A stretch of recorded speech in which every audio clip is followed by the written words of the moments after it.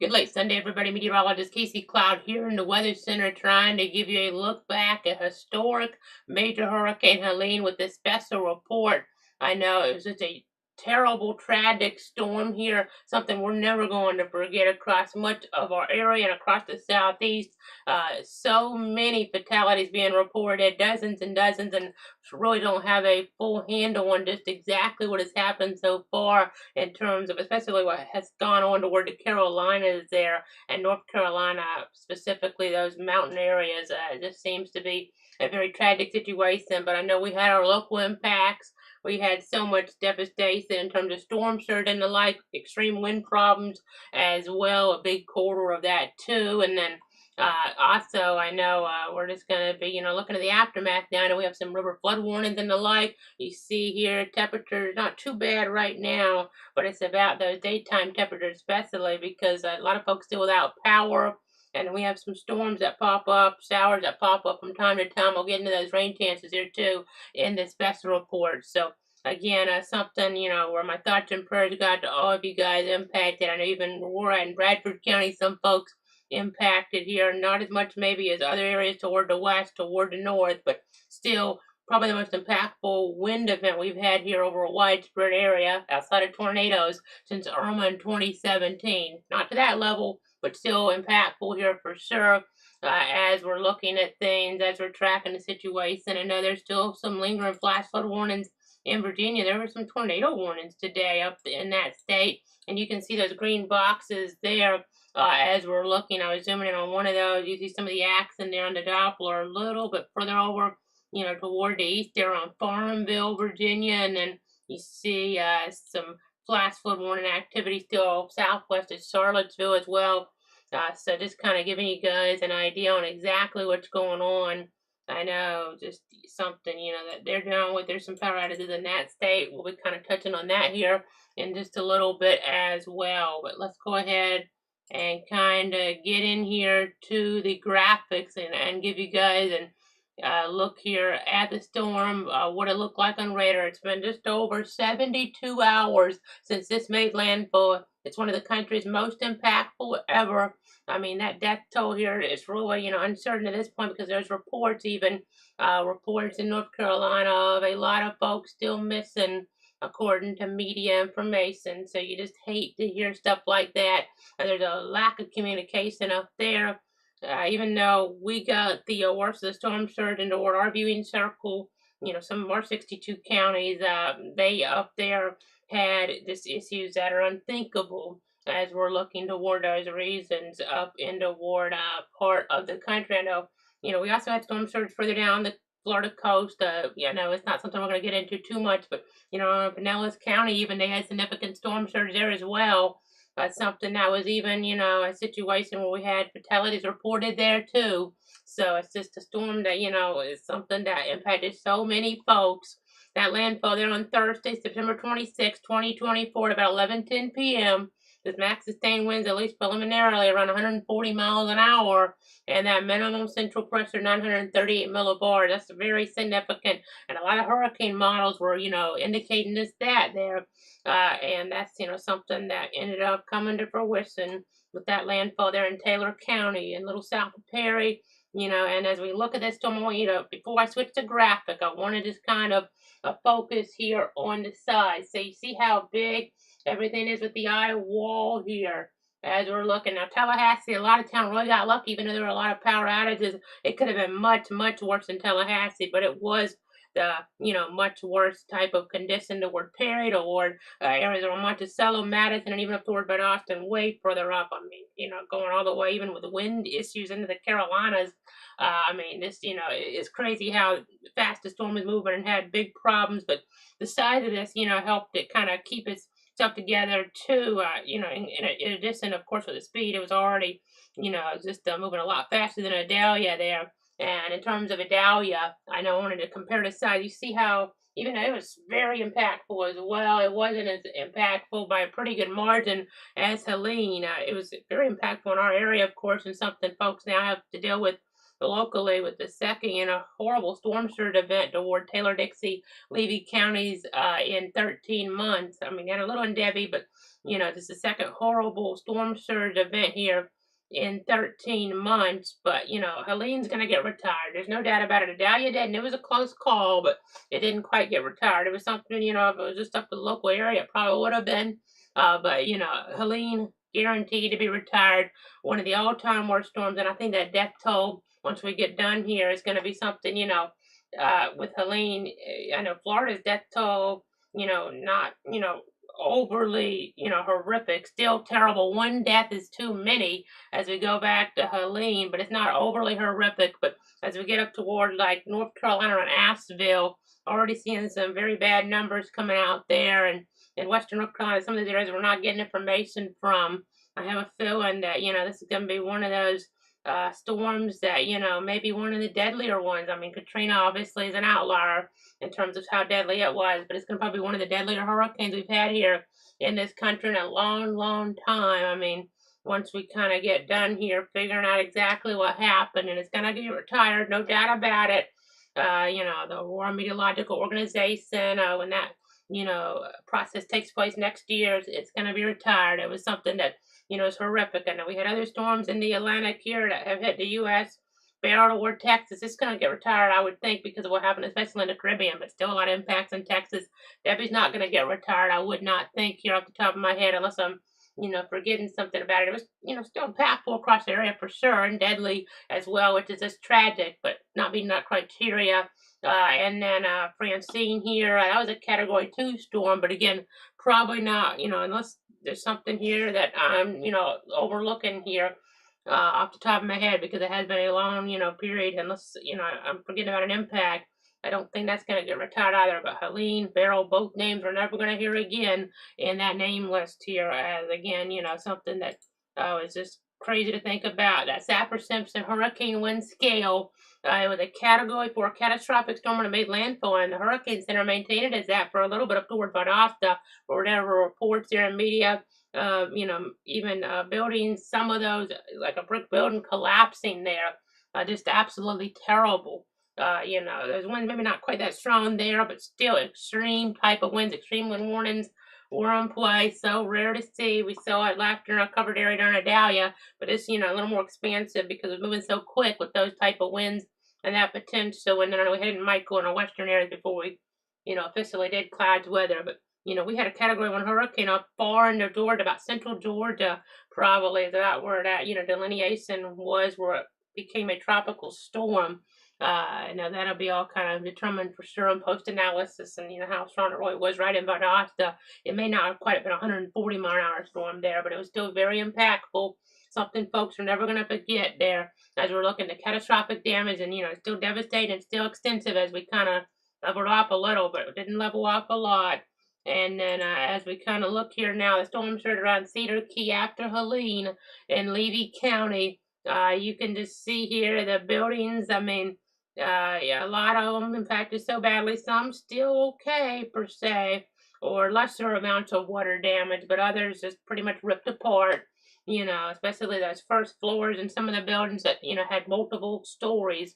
I mean, I just had a fire there a week and a half ago in town on the street there that everybody goes to, and then going back there, we had a Dahlia. We had that was last year, and then Debbie this year.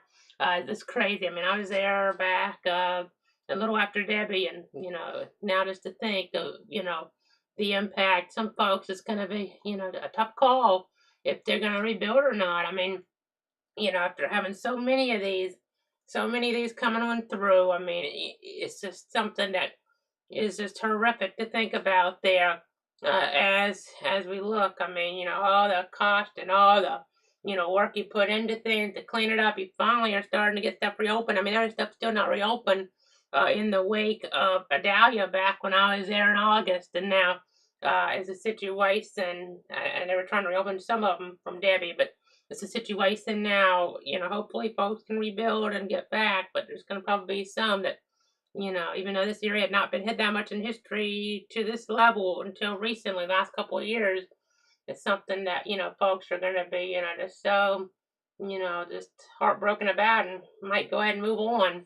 I know the '04 hurricane season was devastating, and this is, this year, and then going back to last year, starting to be a little bit reminiscent here now of a sequence of really hyperactivity towards certain areas, and especially Florida in this case. So, this is something that's just heartbreaking as we go ahead and see these historic, crest at the site there as we're looking the highest Cedar Key water levels. Now, it is preliminary, but 9.31 feet is what was measured here according to the way I looked at the gauge. I know there's a couple different ways you can look at this, but wanted to make sure we kind of looked at it from the website there, where I know they keep track of river levels and the like too with NOAA, but and this isn't exactly a river per se, but there are some rivers that were impacted in the region like last year.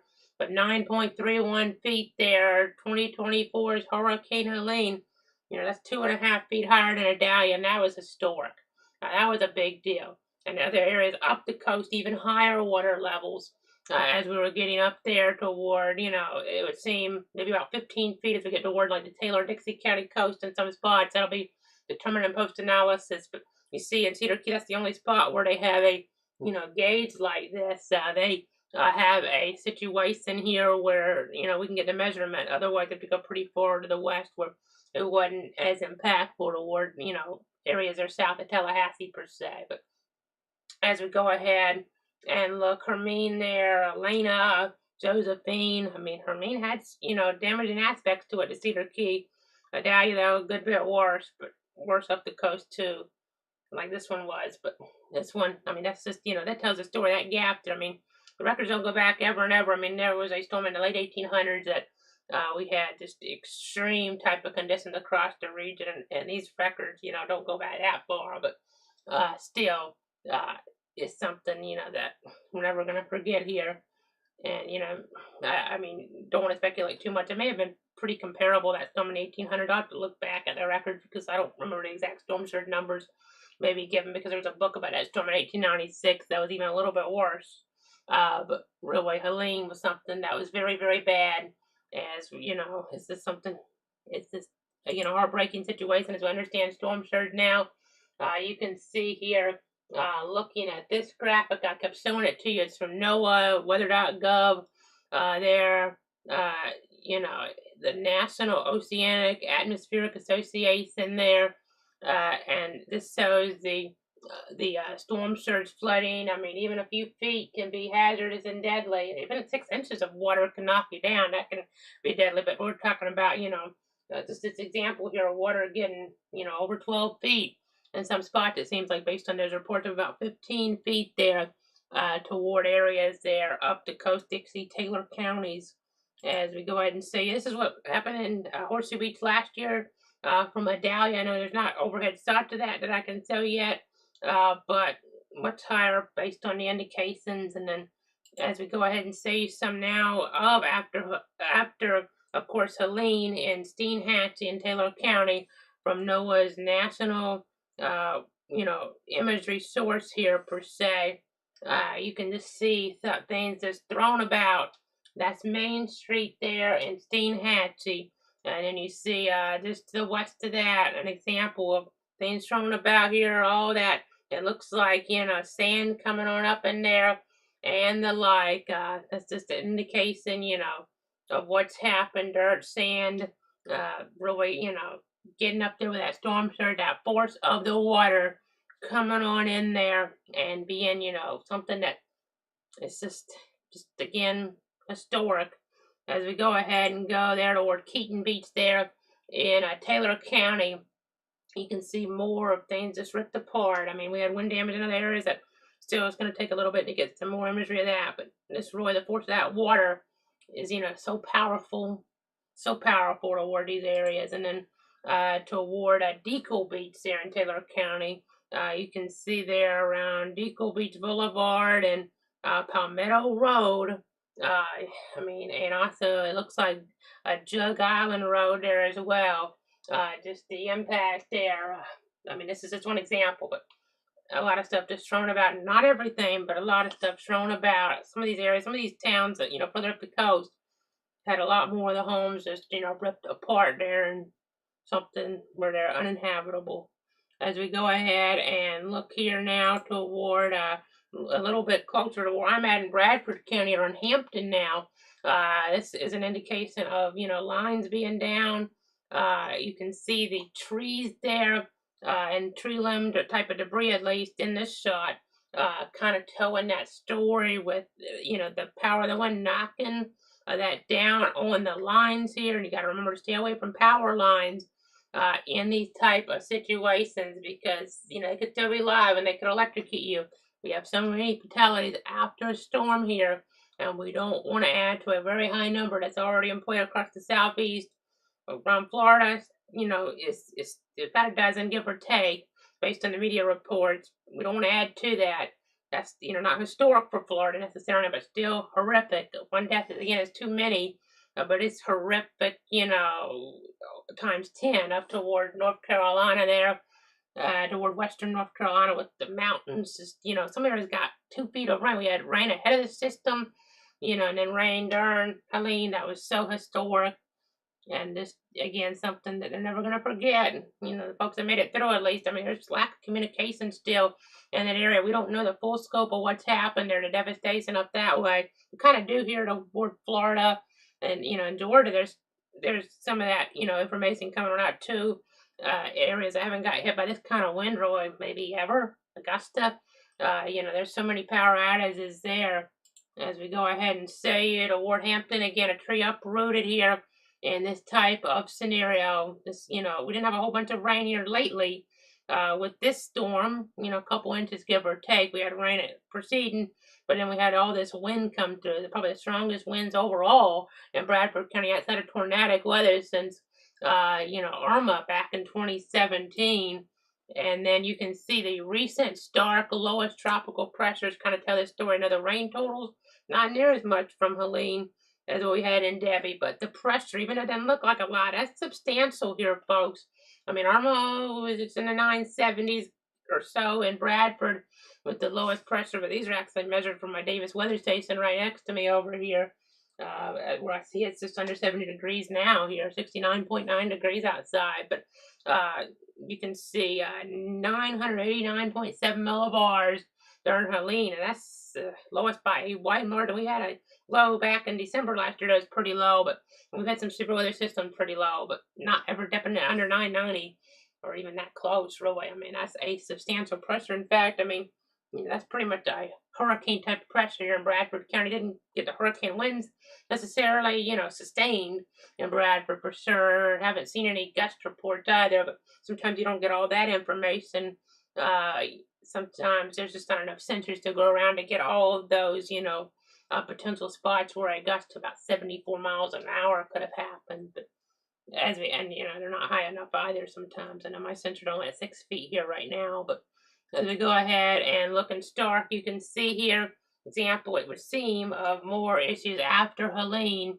This was, a pole down there, and it's got to be really careful. Kind of blends in a little bit, actually. It's yesterday there in Stark, one of the shopping centers down US 301. It's where Walmart used to be years ago, and it's where stores like Aldi are now. But again, just trying to go ahead and give you that visual there, and say some of that as we go ahead and now get into the storm name list.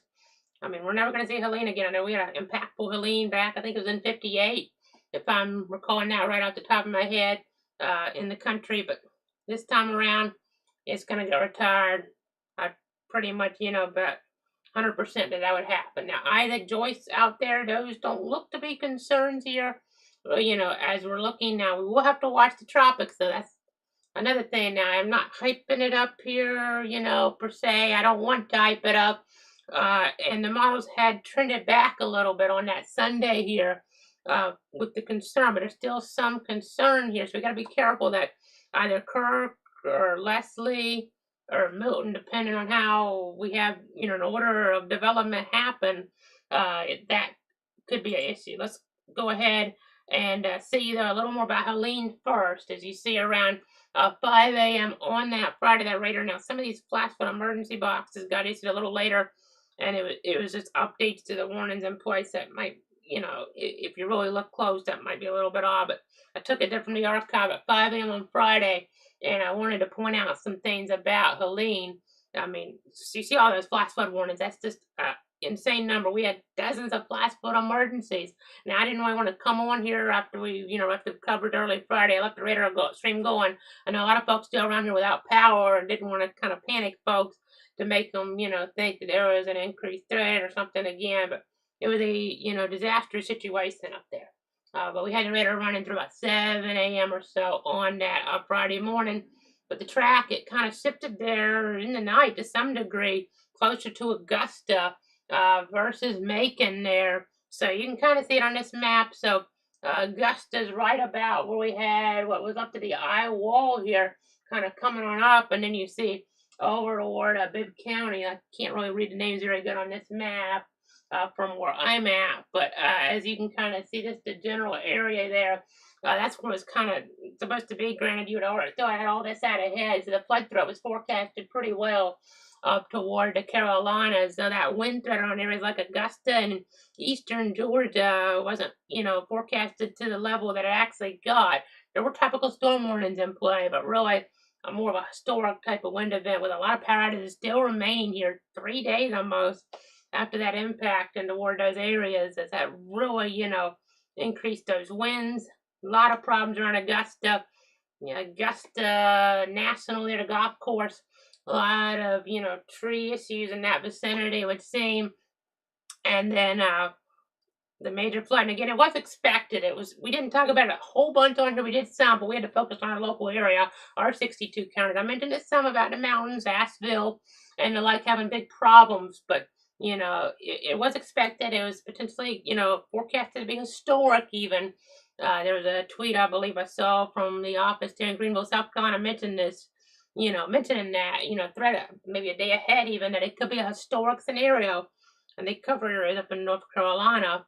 But it really was truly disastrous. Something that, again, I don't think we have the full handle on. I mean, not to the level of Katrina necessarily, but again, I think there's more to this than what we've really seen so far.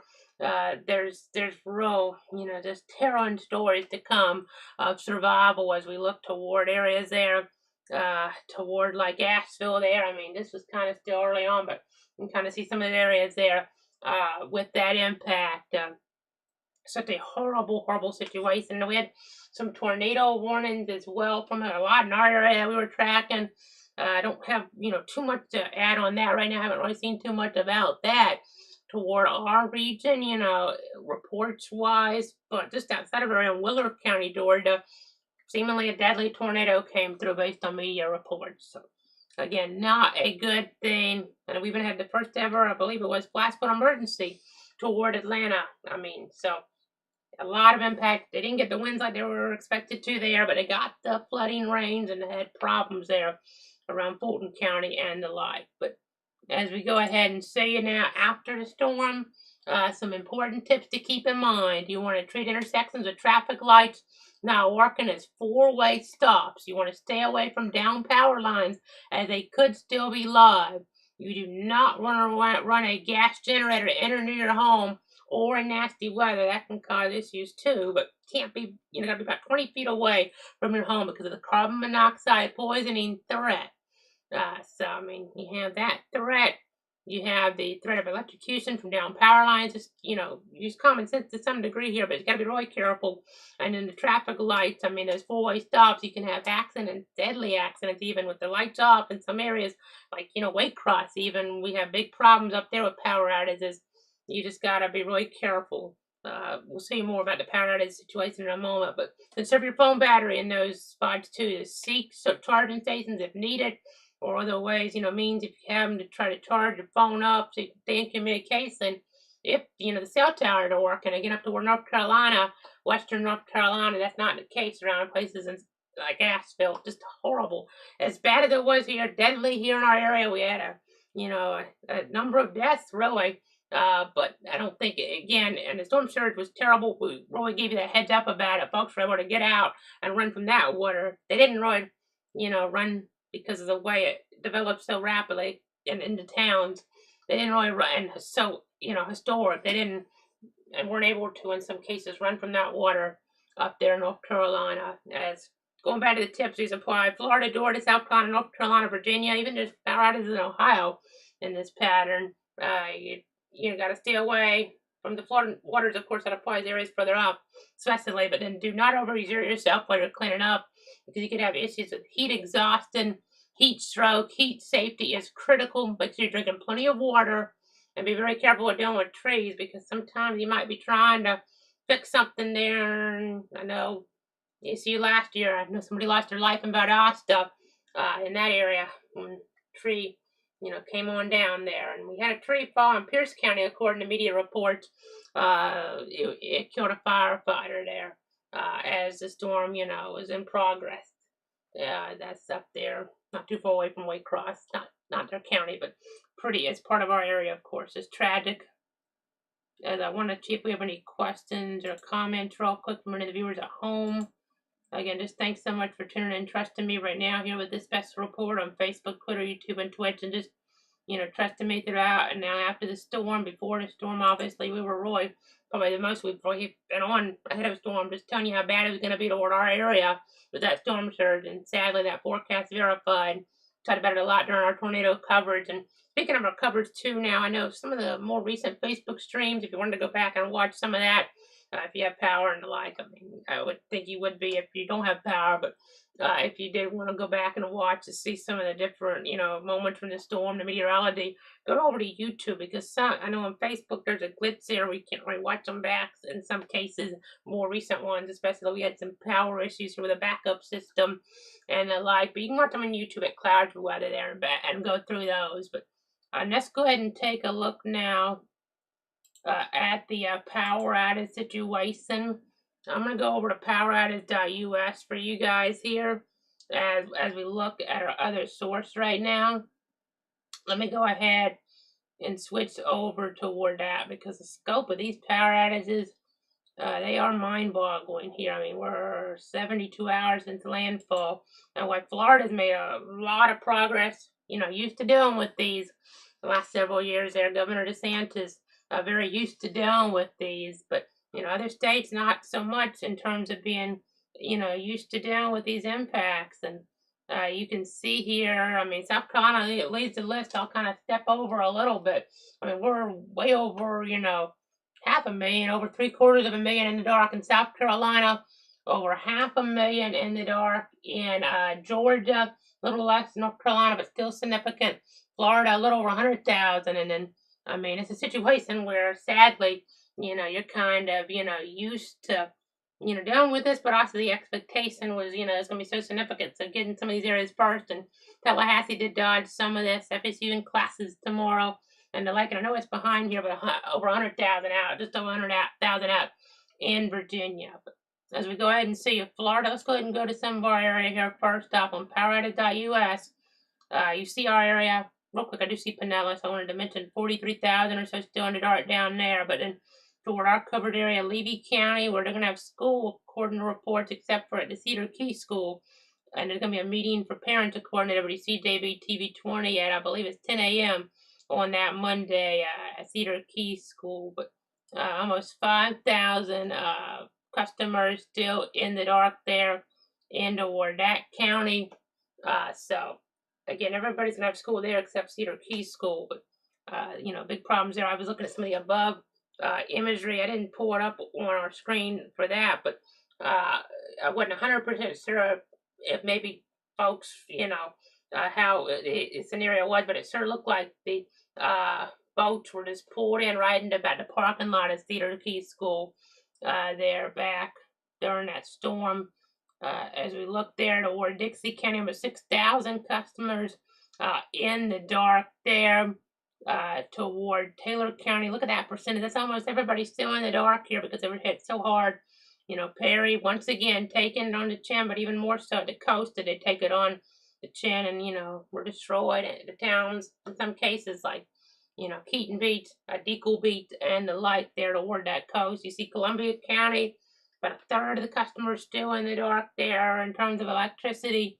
Getting over toward Union County, it's about 700 customers. Bradford County, just a couple now. And then Alachua County, it's over 11,000 it was interesting to see Alachua County end up having more outages really than Leon County during the storm. Gainesville and, over Tallahassee in that regard because of the track and the wind field being, east, pushed there. Talk was a lot about Tallahassee, and rightfully so it was. Very well, I saw some things in the models, but I didn't want to go too far from the Hurricane Center forecast because we didn't want folks to let their guard down in Tallahassee because a little bit further west and that eyewall went right over town, and it would have been something that would have been the worst hurricane ever there. Probably not even the level of Kate and even Hermine or Michael at this point in terms of power outages. Already earlier, of this year, tornadoes. Maybe similar to Adalia's power outages there last year, but that western side, not in the eye wall, is still impactful, still cause problems for sure. But and a lot of power outages, but not to the level it could have been in Tallahassee and like it was east because of that adjustment there in track as we were looking at things there toward Leon County. But as we go ahead and go on over here now, Suwannee County a little less than half in the dark there. Lafayette County about a fourth or so of the customers without electricity. Gilchrist County here is a little less than half. As I know, we'll kind of go ahead and take it back to Madison County now. Towns up there having so many problems. I mean, you think about the city of Madison, over 10,000 customers in the dark, so a very high percentage out. Jefferson County, you think about Monticello, it's about a fourth out there, but I mean, then you think about getting into Georgia with Hamilton County, they're just into Florida, obviously, but so many folks out there, and then we'll go ahead and kind of pull this map up here and get into Georgia where it's worse. I mean, you see that corridor. So Albany, they really got lucky from this. But areas there near and east of 75 generally, not so much. Power outages map, again, over 500,000 customers in the dark according to power.us, and some areas according to Georgia Power, their indications are that it could be a week, and some spots where the power comes back on. So that's not good, but it's a situation where many crews are out, but they're spread thin because there's so many outages across the southeast, and they're also not as used to handling this up there as they would be in Florida. Event to get this all the way up. You see how far north this goes. I'll just see some of our counties first, though. So Thomas County, they got a little bit luckier than they could have. That was good news for you guys around Thomasville. 447 customers in the dark there. But then you see Brooks County. I mean, you think of areas there. As we're looking toward communities like, I believe it's Quitman there. You have 8,058 customers in the dark. You can see Colquitt, EMC, Georgia Power, Grady EMC there, and the like as we go ahead and go on over toward some more now. We'll get back into the state and we'll go ahead and go on over now toward Lowndes County, Valdosta. I mean, look at how many folks are still in the dark. 86% though. There and that's just terrible. Just needing all the help they can get there, and then as you get toward Echoes County, you have almost everybody in the dark. Clint County, such a terrible story. The way they track these, it looks like it might have been. Let me look. Is that okay? It's just a little under 100%, but some of these were over 100% the other night because of the way they were kind of putting them in different counties. But Ware County, Waycross. I mean, this is something folks say about the worst thing they've had in such a long time around Waycross, and folks in the dark there, very many, in the dark. Tarleton County, a little bit less as we get further east, the southeast, especially Camden. There's still some outages in Glenn as well, where Brunswick is, Brantley County.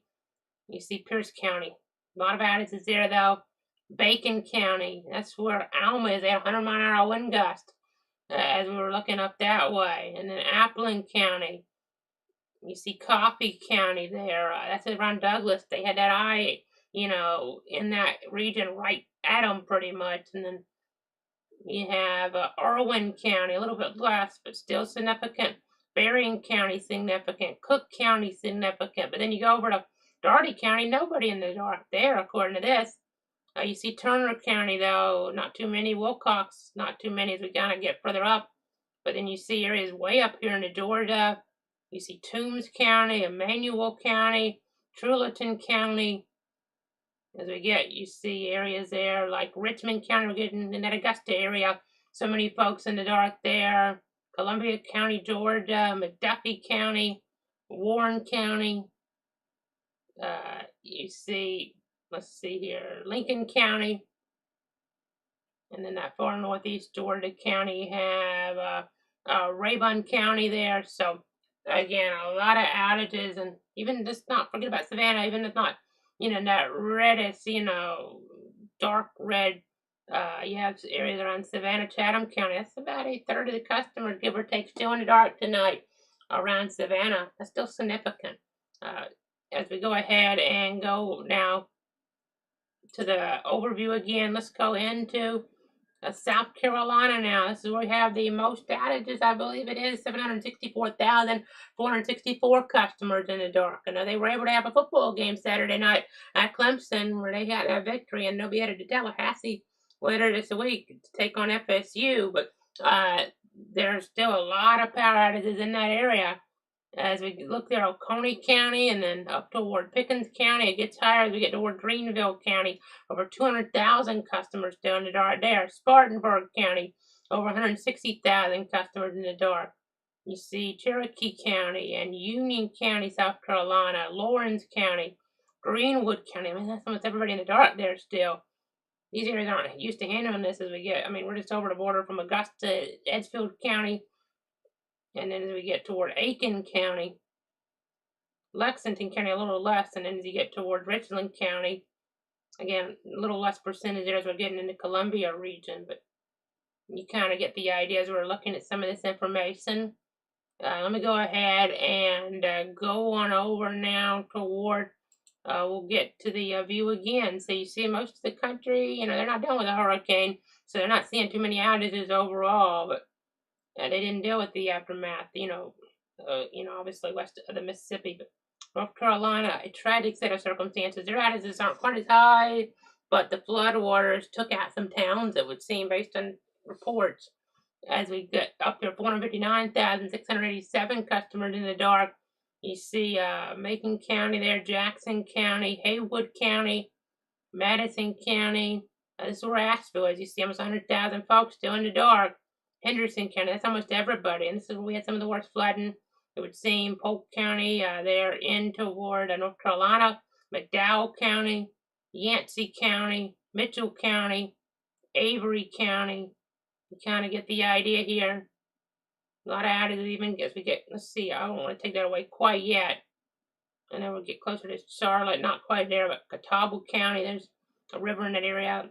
And over 15,000 customers in the dark. Some issues with, I believe it is flooding there. If I remember that right off the top of my head. But then as we get into toward, let's go to Tennessee, because you guys probably saw the images on Friday of the hospital rescue, and it's mainly far northeastern Tennessee with the outages that remain. But let's go ahead, and you see Hancock County, not too many Hawkins.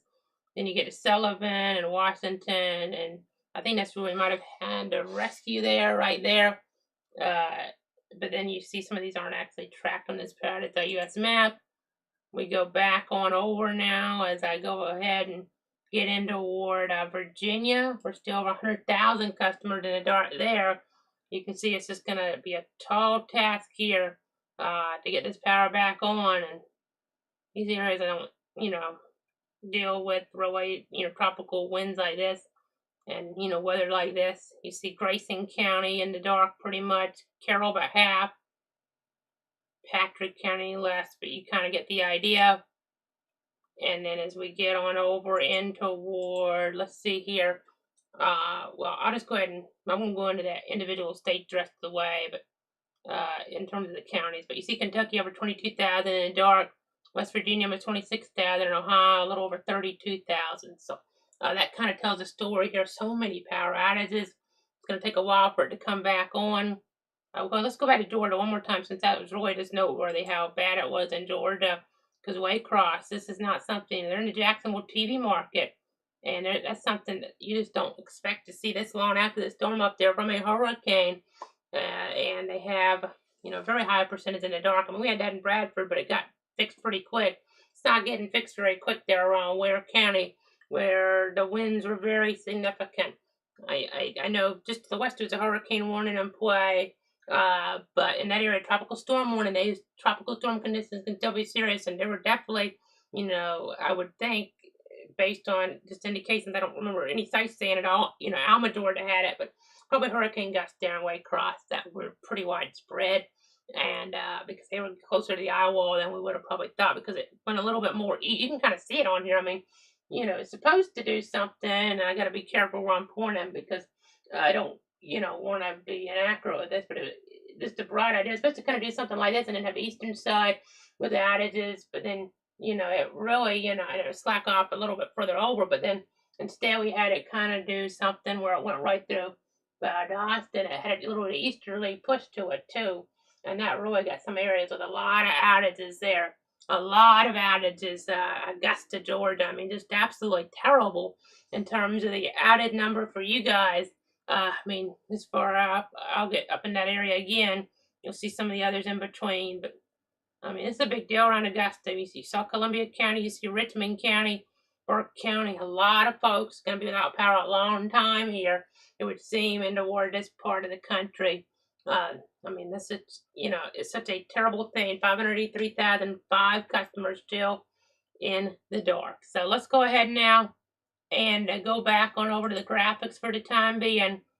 Again, just trying to stick with you here. I'll make sure there's no questions or comments again for folks that are just maybe tuning on in here on the different streams. Again, I'm meteorologist Casey Cloud here in the Weather Center with a special report after historic Hurricane Helene. You just got to be so careful after a storm. You have so many fatalities a lot of times after a storm, even though we had so many during the storm with so many different hazards as well. As we go ahead and now just look at this list here again to think about the power outage safety and those safety tips here. And then also, if you weren't with me during our cover Thursday night, I wanted to give you a quick glimpse of how the power classes were looking around Perry there in Taylor County. So in the water area, the eastern Big Bend region, this was just one, visual of many we showed you in the coverage here in the days that, as we look in the past there. And of course, we were leading up to the storm with all the, discussing about how significant it was going to be. And this is just one look. We didn't have camera sites from Florida 501 right at the beach with the storm surge, but we see that, wind damage potential as it happened. I tell you what, we have one more. Oh, okay, it went dark again. Power flashes all over the place. Live on the air, Perry, Florida. Again, just trying to give you that information there in terms of, that visual here of how it happened with Helene and those winds ripping on through. As we'll go ahead and say you now that tropical climatology, because it's still got to watch here. October 1st is now tomorrow, since we're after midnight with the special report. And we still have that threat. I mean, you had Michael on October 10th, Matthew around that time as well. Not saying we're going to have anything like that, but hurricane season has been, more active here lately. Just got to keep an eye on things, obviously, as we're looking there in the Atlantic Basin. And I know it was crazy in the Pacific Basin, too, where we had Hurricane John, and Mexico developed really rapidly. Then it kind of reformed again. It was kind of, it's not a pattern here. We have the energy there in the tropics, which it's always interesting to see the impacts here, how meteorologically, how things kind of evolve. As I know here, just trying to make sure you guys know exactly what's going on. Just trying to make sure exactly to tell you what's happening as we go ahead now and show you the tropical outlook. And we'll do another one of these here probably in an hour or so from the Hurricane Center. You can get that on cloudy.com/tropics, but that red means 50% chance, or give or take, and it's 50 in this case, of tropical development there in the Gulf of Mexico, or, maybe somewhere further down, but probably more toward the Gulf of Mexico. That's the next 7 days. So, again, I know we could have something, toward this weekend that could be, a rainmaker, at least, if not something more toward Florida or one of the neighboring states. It's a little more uncertain, obviously, than the last system with Helene, which is good news in a way. It's not, something we're not expecting it to be anything to that level, but it could be a named system, and it still can't rule out a hurricane. But again, Helene was historic, something in a category almost of its own. Really not expecting something like that, but we still gotta just be, vigilant there. Not, something that we want to hype up and scare people with.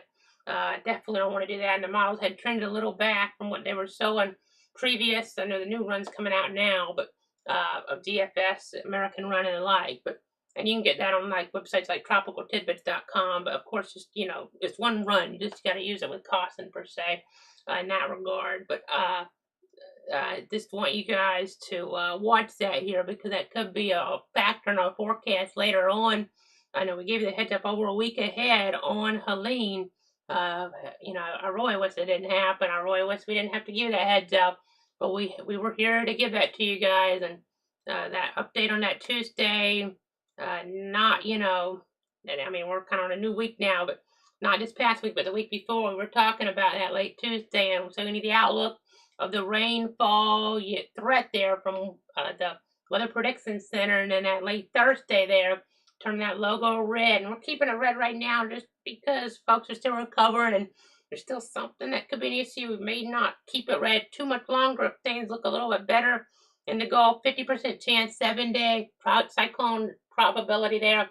As we see other storms that could get a name first. So we have a depression out here. I know it's not easy to see because of the way we have this, but it's not something we need to worry about too much right now. Another system under that too. So we have Isaac and Joyce, and I think one of these got downgraded maybe at 11 from the icon that's on here. But anyhow, the story is, because we're expecting Joyce to kind of fizzle out there. But I'm not, let's see here. Yet tropical depression Joyce. So that icon actually isn't right now, but I was putting this together before 11 and that update came out, but it's not really relevant here. Just that we do have a depression that could get the next name on the list here. You would think. I mean, that'd be Kirk, and then we'd have Leslie, potentially the next system that develops first. We don't know, and then after that we have the next name on the list there, that M name. So again, don't want to get caught up too much in the names here. We don't want to get caught up too much in the names here right now because we're so far out ahead. But again, just trying to give you guys the very latest here. And again, something toward this weekend could be a factor. But again, don't want to hype it up.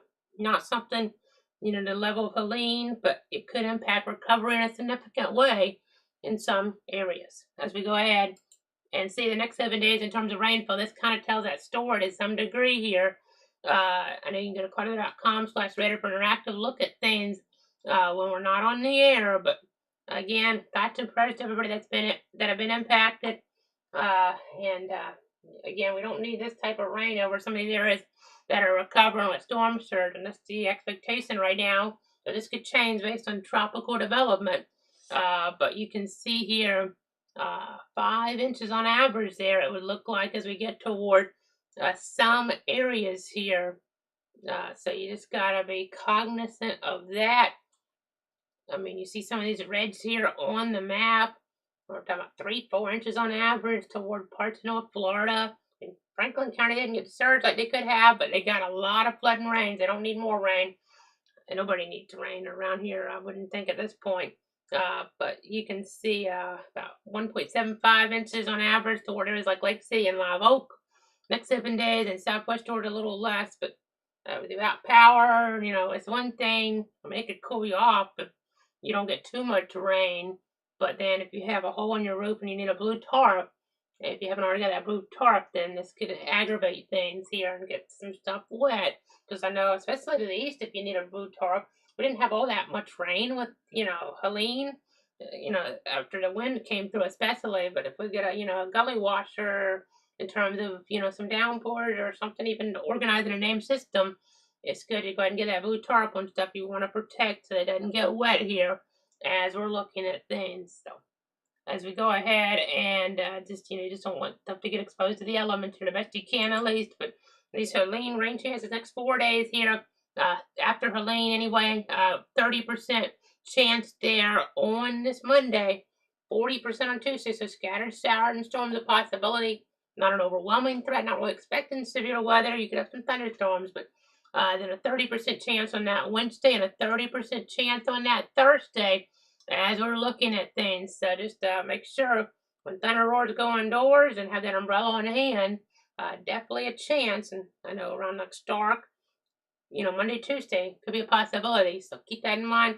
Also, some models are showing some fog development somewhere within our 62 counties overnight here. So be careful in those areas without power if that kind of develops closer to you. And then as we look here toward those forecast highs, these are important to keep in mind because these are type of temperatures that are a little too warm. And you could have heat exhaustion or heat stroke if you're overdoing it outside in that recovery. I mean, some of you are still out of school, out of work, depending on where you are in a viewing area. And these temperatures here, I mean, that's, out of school, out of work kind of probably correlates more than anything to the areas hardest hit. And that means you may be working outside. Just do not overexert yourself here. Don't overexert yourself because you could really, be in a serious situation. You could, have to go to the hospital with a heat stroke here because these are very warm temperatures. Not maybe heat, warning or heat advisory type criteria being met with the heat index, but it's dangerous enough here to be problematic. 89 Monday, 89 Tuesday, 88 Wednesday, and 88 on that Thursday. So just be very careful. This is still, if you have power and you're not working outside, this isn't too bad. But if you don't have power and or you're working outside, it's going to be problematic. Maybe you're not used to working outside too much and you have a lot of problems in your yard, down, trees and the like. And that's, something, that's problematic. Depending on how you do that, you got to be careful. Make sure you're getting reputable companies here to do work to your house, your yard, and the like. And then also, just do not go near down power lines to do anything until that's got to be taken care of first before you get the trees taken care of because that is something that can cause electrocution and be one of those after the storm deadly aspects. As we go ahead now and go to the covered area to remind you guys of 62 counties here. I know we're in Bradford County where I'm at, and we're always on for a tornado warning storm like we were down in Helene, even though they were coming fast and furious there. We were on for all those tornado warning storms, and we were on with the coverage. And we'll be on in the future here as well, as it is warranted. And we'll be back late just another update here otherwise. But you can see here, just looking as we're in the special report right now, I mean, we had that landfall in Taylor County. Back on that late Thursday there, and we're on. We had to get on our backup system a little bit, but we were here to protect you guys. But point being, here, looking at this map, you see Madison and Jefferson counties, big problems. I mean, you had big problems even further over. Some of these counties, especially the coastal areas of Dixie, Levy here too, in addition to coastal Taylor though, and then in the south Georgia. I mean, it's kind of broad breasting a little, but just kind of follow my hand. We had some of the biggest impacts there, but that vicinity, something folks are never going to forget here. Helene, historic, such a big problem. Only a couple inches of rain here in Bradford County from it, but other areas, more rain, a lot more around like Franklin County, and of course, just, horrible totals in the Carolinas that are, folks are never going to forget. And the mountains, a lot of folks still can't get in contact with their loved ones tonight. It's just terrible to think about. It's just tragic there toward Western North Carolina. The communication issues that still remain here. The storms are so devastating with those floodwaters and the like. As we're looking at things and just keeping everybody in my thoughts and prayers here tonight that's been impacted by devastating major hurricane Helene. It's just, it's an unthinkable situation to some degree as we're looking at it, as we're tracking things. Let me go ahead and jump on over right now to the radar here again. You see some stuff in Virginia still falling, a little bit in North Carolina, but areas that were hardest hit aren't getting the rain necessarily. But you see a little cooler air per se, low mid 60s. That's not horrible. It's one of those that are a little more what you'd expect up there anyway. But some folks are still in just, a situation where they're in a bad spot because of all that flooding. You can see temperatures warmer to the south. I mean, they had a hot Tampa Bay game, not as hot or cold or whatever one of our sensors is off there. It was trying to show a really cool reading, but the point being, they had a hot game there down in Tampa. The Bucs taking on in that NFL contest the Philadelphia Eagles on that Sunday, and Bucks getting the win, but it was very hot out there. And you know, that can happen in terms of it being hot in our area here too. And the aftermath of Helene, of course, that's having to do with the aftermath of Helene on the coast. I mean, you get Clearwater Beach with just, you know, totals like they've never seen before. Storm surge even there as the storm was out in the Gulf, but it got that, that overall pattern there with the surge, the right wind direction, or in this case, the wrong wind direction coming in, Pinellas County, causing big, big problems. So again, we're always going to remember Helene. We'll be back with more coverage of it late Tuesday, but wanted to come on with a special report because of the historic nature of things and just the ongoing power outages and let you guys know exactly what's happening with, in terms of the forecast ahead, the damage that's happened as well, and just try to be here for you guys, try to be a voice here, when you're dealing with, despair in some cases, just a horrible despair in some cases from Helene. You might have lost your home, you might have lost loved ones, you might have lost both.